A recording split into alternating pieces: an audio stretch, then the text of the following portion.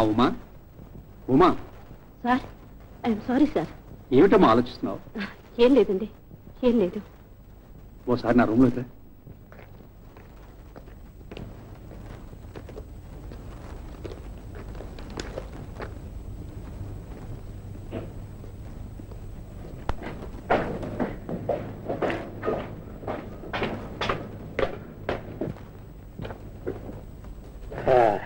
చూడమ్మా, ఇప్పుడైతే నేను ఈ కంపెనీకి ప్రొపరేటర్ అయ్యాను, కానీ ఒకప్పుడు నేను మామూలు గుమస్తానే.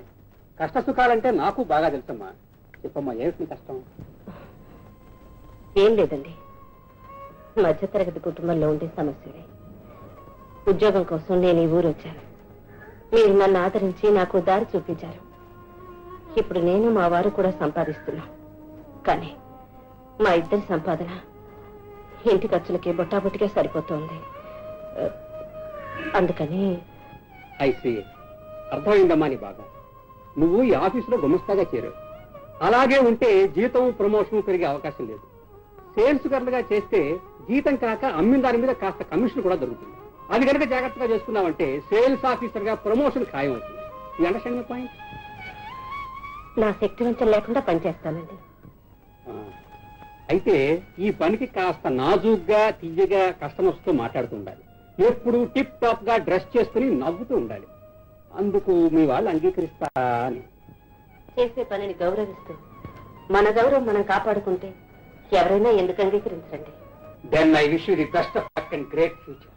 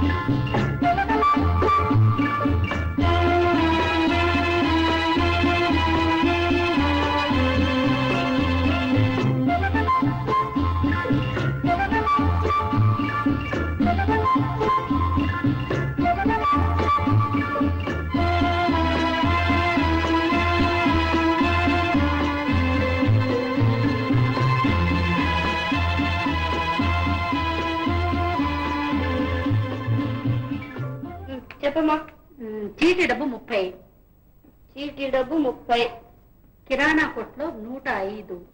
105. తర్వాత ఇంకేం లేదులే. ఎంత అయిందో కూడా చెప్పు.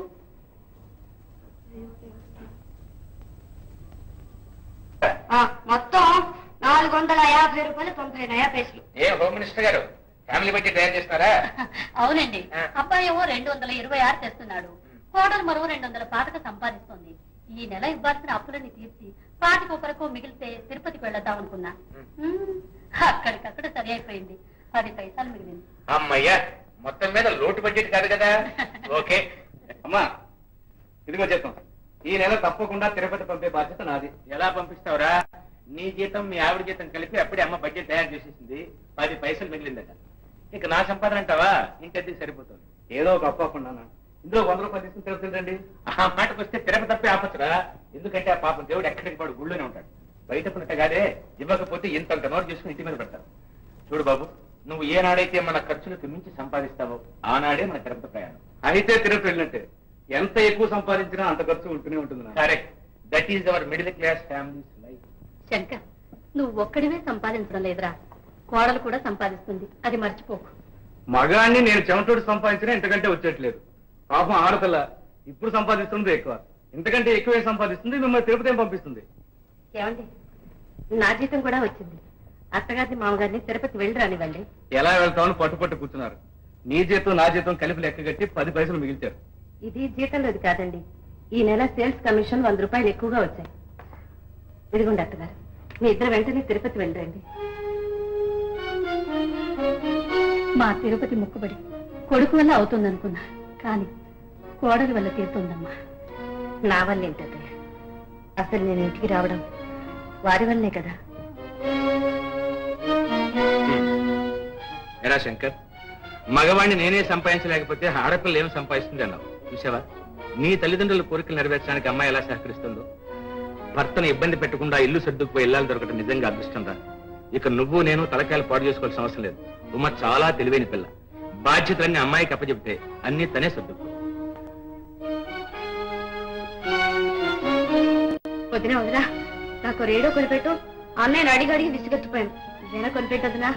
అలాగే, ఇక నుంచి ఇలాంటి వాటి కోసం మీ అన్నయ్యని పాత పెట్టుకు. నీకేం కావాలన్నా నన్ను అడుగు, నేను తెస్తాను.